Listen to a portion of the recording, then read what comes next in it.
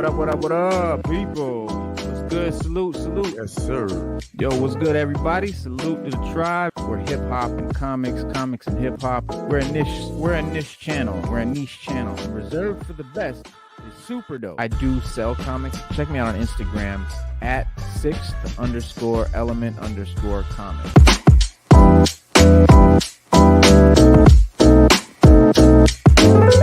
Yeah, because comic books are the sixth element of hip hop.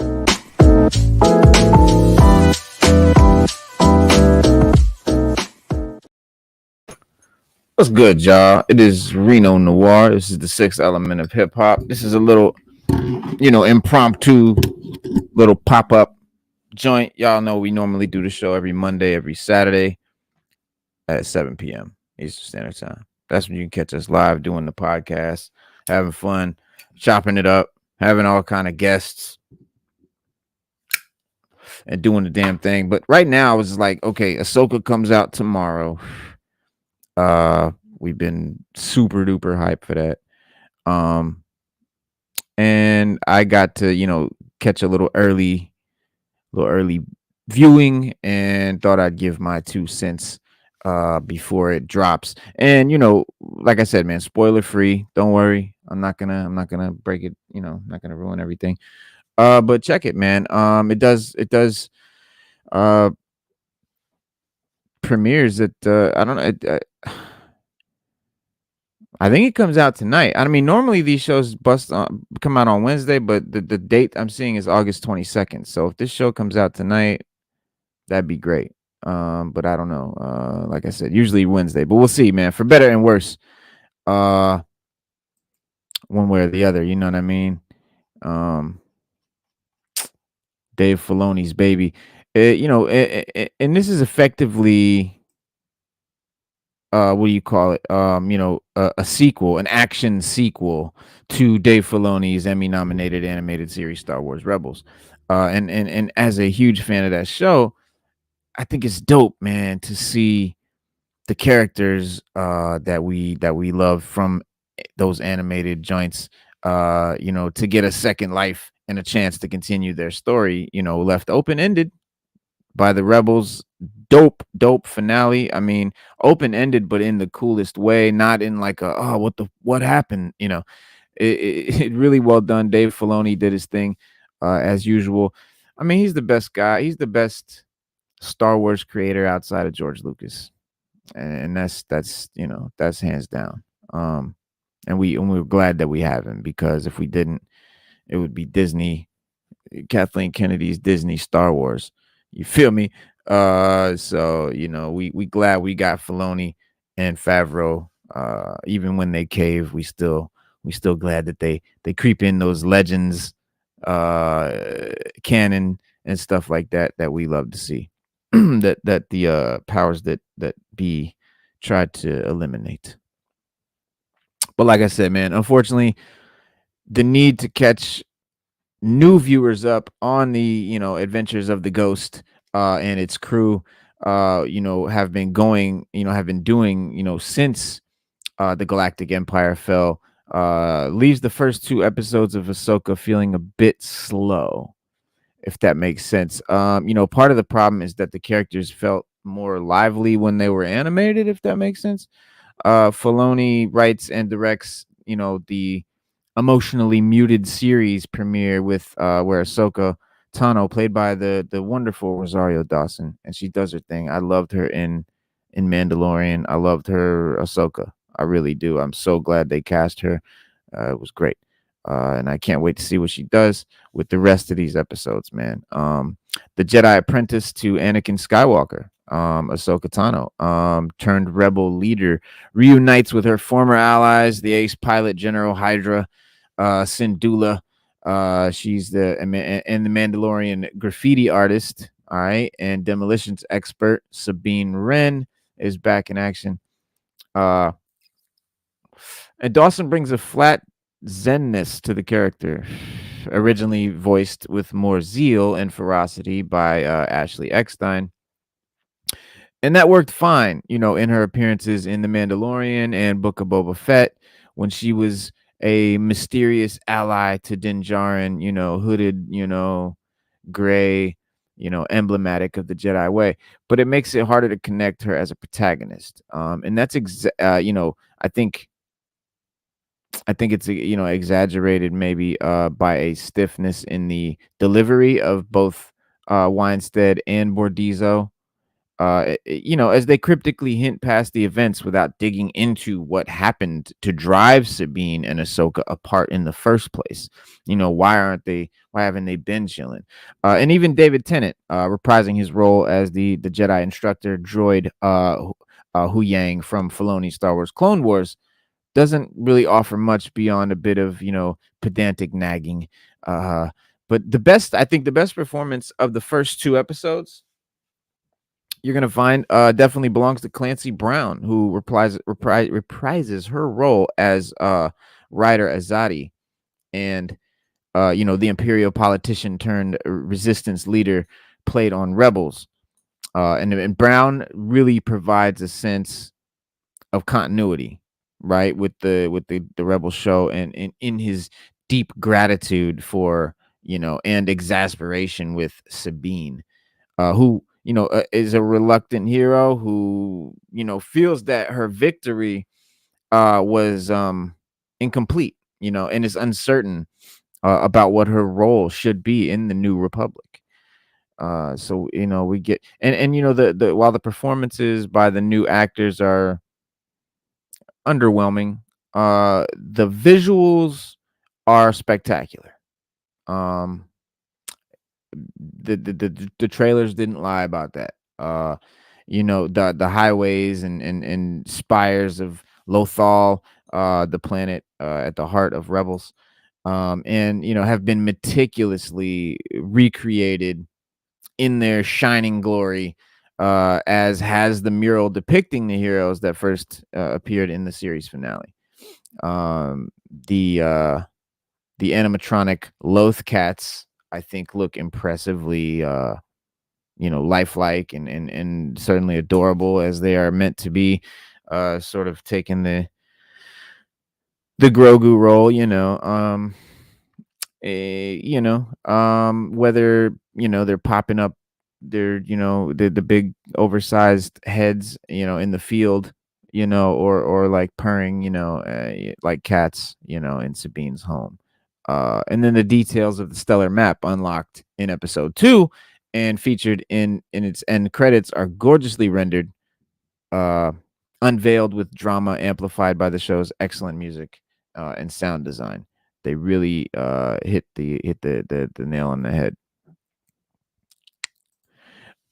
We little podcasters, you know, they call it a press pass. Um but yeah, Ahsoka's, fight scenes are strong. Uh Seamlessly blending ground and aerial combat. Highlights, I think it would include Ahsoka's cleverly dispatching a group of droids by taking the ground out from under them with the dual lightsabers, before narrowly fleeing the massive explosion. And Ahsoka engaged in lightsaber duel with while Hera chases down the transport ship with with Chopper, riding shotgun. And yeah, man, it's we know Rebels ended with the space whales dragging the Imperial mastermind and big bad of Star Wars since Vader, which is Grand Admiral Thrawn, into an unknown section of the galaxy. We don't know what happened to them. He had Ezra was with Ezra Bridger, the main character of Rebels, was in there with him, with the whales, and so we didn't know what happened to them. And Filoni has always loved digging into the stranger corners of Star Wars lore, and that's what I love about his storytelling.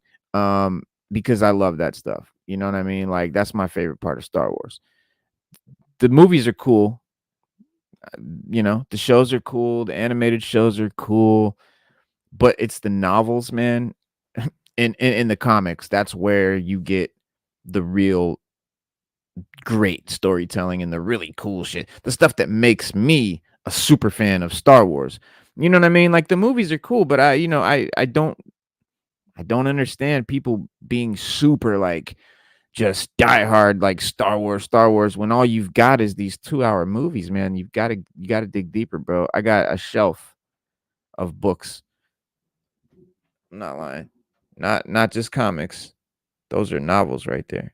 You got graphic novels right there, but you got real novels, uh, and all of that. So that's where I think you're gonna get your best Star Wars from the books. But Dave Filoni's so good at giving us the stuff from those books. It's called Legends canon, right? That's what we call it, because the books were called Legends. Most of the books, not all of them. I mean, but there's a section of the books called Legends, Star Wars Legends. So anyway, yeah. Honestly, bro, I don't do this show. We do this show Monday and Saturday, and I couldn't wait. I had to come on. I had to talk about it. Uh, it's dope. Been waiting for this, and we talk a lot about how Star Wars has been quote unquote ruined by Disney and the Kathleen Kennedy destroying the patriarchy and all of this nonsense that didn't make any sense anyway, because Star Wars always was all about having strong female characters and all of that. So they really just made fools of themselves, in my opinion, because it was already there. It was kind of silly. They just added a bunch of stupid crap. I mean, the whole Obi-Wan was destroyed by the whole Leia thing with it just. I hope that this show doesn't go far in those directions. Let's just say that. Because The Mandalorian was great, and I give that to Dave Filoni and Dave Favreau, or John Favreau. And then we got season 3 where they completely caved to Kathleen Kennedy and them and gave us, in my opinion, trash writing, and just an agenda bound, it just silly. It was just bad. Okay. So and I hope that's because Dave Filoni was focusing on Ahsoka. He was making Ahsoka. He was like, you know what? Have it. Because my baby is Ahsoka. Like that's Dave Filoni's creation. You understand? He didn't just direct these. He created the character. He made those Rebels and Clone Wars shows and all the characters and shit that were created from those shows. So I mean, he's really the second, what do you call it?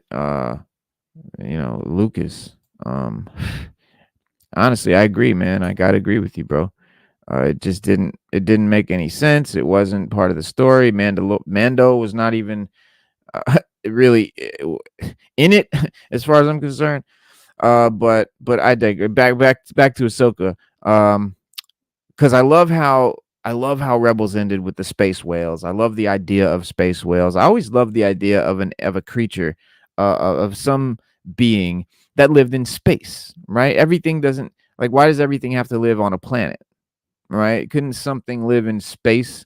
Like and I know like it's not a fucking forgiving environment. Obviously, not much is gonna live there, but something could alien. It's the universe, right? It's infinite, right? So I love the idea of the space whales, man. And so, like I said, they take away Ezra and Thrawn, and then, like I said, Filoni digging into the bag of legends and all the cool stuff, and Ahsoka definitely, this show rather definitely promises more of the same with its focus on ancient civilizations and the witches of Dathomir, all that cool shit.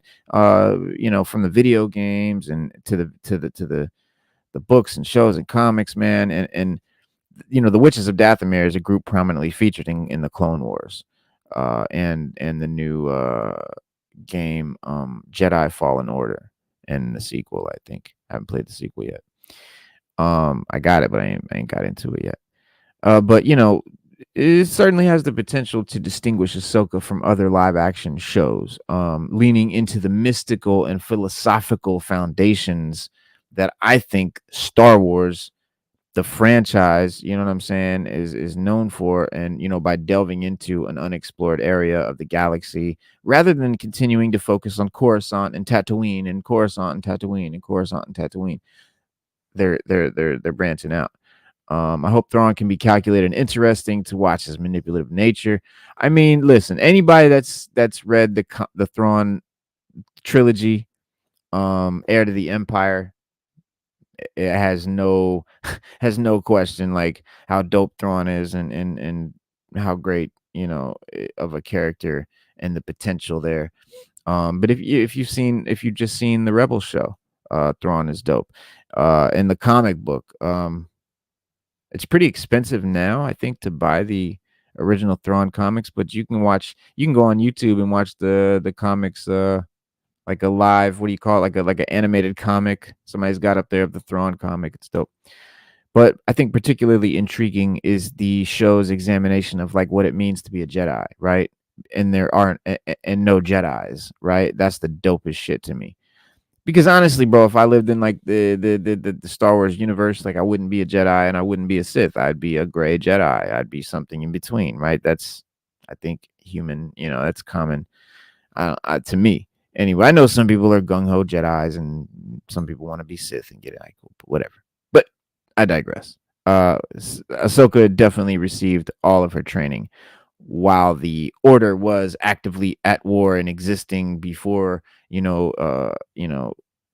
fell, and now seeks to embody its code as a basically like a wandering hero with an apprentice who can't even use the Force, and building on this theme of the gray Jedi or the non-Jedi Force user, is Balin Skull, right? The late great Ray Stevenson, man. Got rested dead because he was dope. I liked his Punisher and a couple other things. But a Jedi turned mercenary who might wield a orangey reddish lightsaber, and be employed by an Imperial, but feels a nostalgic connection to his former order, right? The Jedi Order. So, in Ahsoka, is better, I think, when focusing with the cosmic rather than the practical. The metaphysical versus the physical. A detour. Hang on, camera bugging. But yeah, Ahsoka's better when focusing on that type of. I think that type of a vibe. Um, a detour to uncover corruption at a Republic shipyard builds on a concept introduced in The Mandalorian, in the episode The Convert.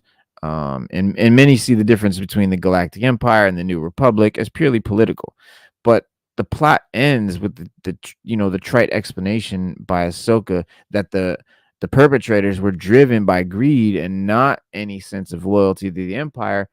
Something that doesn't really match with their actions, and feels partially simplistic compared to the nuanced portrayal of those who serve the Empire and or my bad, man. Hold on.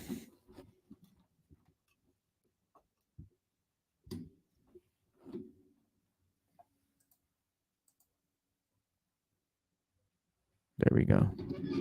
My bad. Yeah, I think Balin is interesting, man. Right. It's very cool. I can't wait to see more about him and his apprentice, and that whole thing, man, because it's just a cool concept. I love the idea of fallen Jedi. I love that whole concept of like a Force user who maybe after Order 66 had to do what they had to do or whatever. You know what I mean?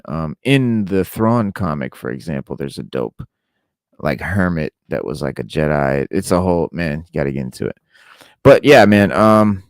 Basically, bottom line, Disney Plus's live action series here, Ahsoka, has the potential to explore the more cosmic and mystical aspects of Star Wars. I mean, we've got the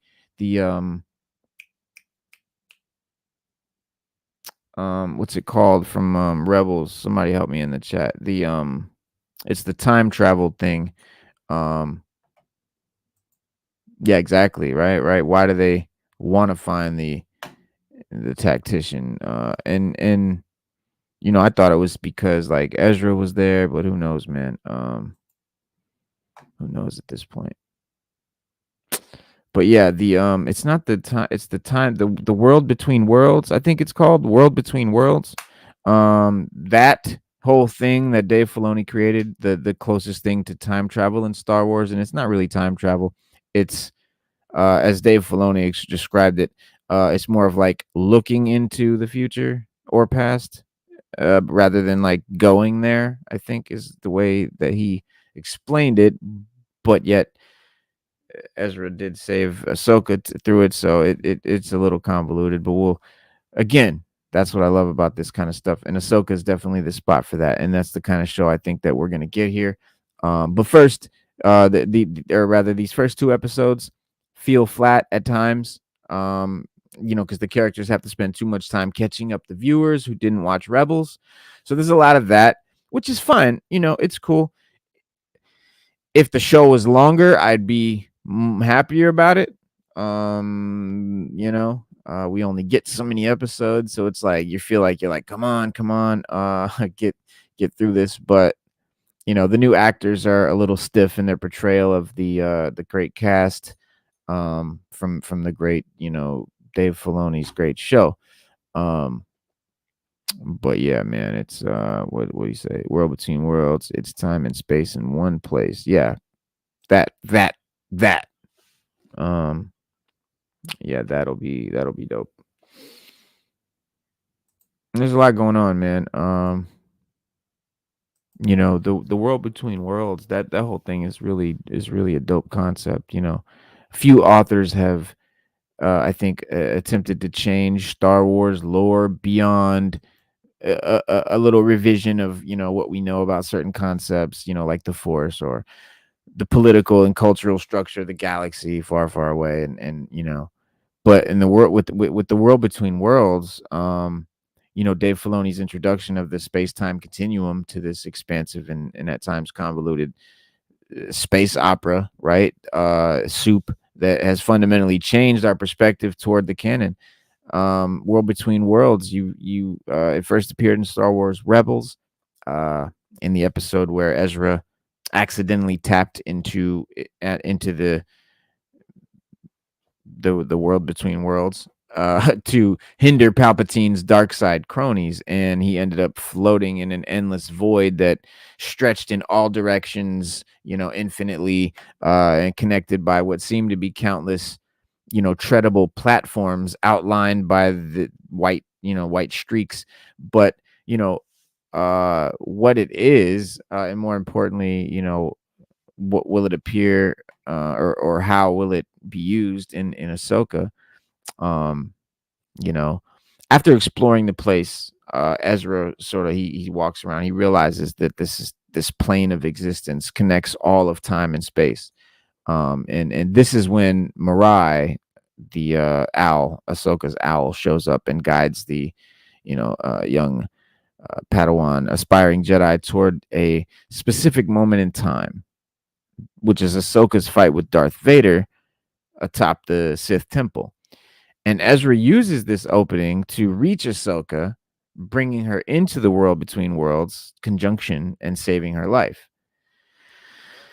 So in a way, like, this implies to, anyone that would have the key could like walk into the world between worlds and influence crucial moments in the Skywalker saga timeline. For that reason alone, I think Darth Sidious showed up, um and became like an obsessive inclination to gain access to it, because believing that it would give him like mastery over all existence, of course. And it's not really clear if the world between worlds will give the travelers unlimited power to change the course of history, or anything like that. I don't think it's that like manipulatable. But we do know that Ahsoka dissuaded Ezra from saving his late master Kanan Jarrus when he wanted to like bring him back, since Kanan had sacrificed himself to save the rebels crew, and undoing that moment would probably end up in all of them dying, right? Thus creating a paradox, on top of other disturbing implications. But yeah, but based on the Ahsoka Tano show, thus far, um, the World Between Worlds is going to be like a plot element. Um, but that's all I can sort of get right now. We'll get more answers as the episodes roll. But yeah, man, you guys are gonna love it, guaranteed. Um, but that's it, man. That's all I want to do is just chop it up, man, and let y'all know what this was about, and we will. Again, man, the date is August 22nd, 9 p.m. So I don't know if they're showing it tonight, man, or if it's Wednesday like normal or what. But good luck, man, if it's tonight. And that's our show. Check me out again every Monday and every Saturday at 7 p.m. Eastern Standard Time, y'all. Peace. Good night.